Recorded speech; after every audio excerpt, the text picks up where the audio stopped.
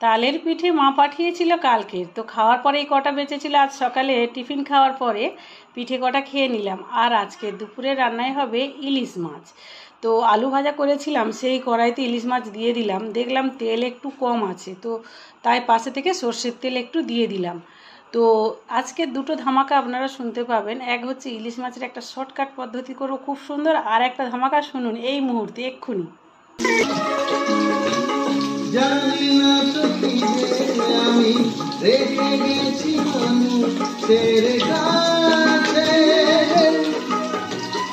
আমার হলে স্মৃতি যাবে চিরদিন বাঁচে।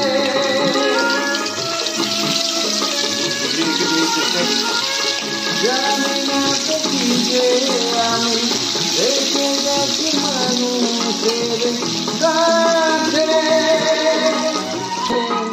পেলাম না কিছু আমি পৃথিবী তোমাকে ভালোবেসে।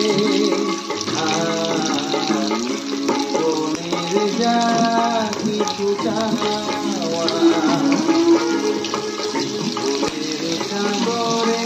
তো আমার কাছে ধামাকা এই গানটা যে গেয়েছে আমার খুব প্রিয়জন। বলুন তো বন্ধুরা, কে গানটা গেয়েছে? এর আগে এনার কণ্ঠ আমি আপনাদের শুনিয়েছি এবং স্টেজেও উঠেছিল। আপনারা মনে করে বলতে পারেন, কমেন্টে অবশ্যই বলবেন কে গানটা গেয়েছে, কেমন গেয়েছে। তাই আমার কাছে ধামাকা গানটা, জানি না কতটা ভালো কতটা মন্দ, তা যাই হোক। রেসিপিটা হচ্ছে এখানে দেখতে পাচ্ছেন ভাজা হচ্ছিল, হালকা করে ভেজে নিয়েছি। তার মধ্যে কালো জিরে, কাঁচা লঙ্কা, একটু টমেটো আর লবণ হলুদ দিয়ে দিয়েছি, আর সর্ষে আর পোস্ত বাটা দিয়ে দিলাম।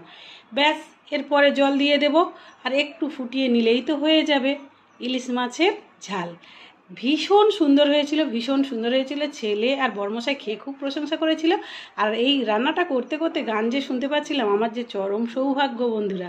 পাশে যদি অরিজিনাল কণ্ঠশিল্পী থাকে, যাই হোক না কেন, আমার কাছে আমার এই গানটা খুব খুব ভালো লাগে। তো কে গেয়েছে সেটা আমি এই মুহূর্তে বলছি না, আপনারা কমেন্ট করুন, পরে বলবো। আর রান্নাটা শেষে আমি দেখাচ্ছি আপনাদের। তো রান্নাটা শেষ পর্যায়ে শেষ লুকটা আপনাদের দেখাচ্ছি। এই যে দেখতে পাচ্ছেন বন্ধুরা, রান্নাটা এই রকম হয়েছে। খুব ঝোল বেশি না কম না, মানে ঝাল করেছি তো, খুব টেস্টি হয়েছিল। আপনাদের কেমন লাগলো অবশ্যই কিন্তু কমেন্ট করে জানাবেন, গানটা এবং ইলিশ মাছের রেসিপিটা দুটোই। আর বকবক করবো না, টাটা।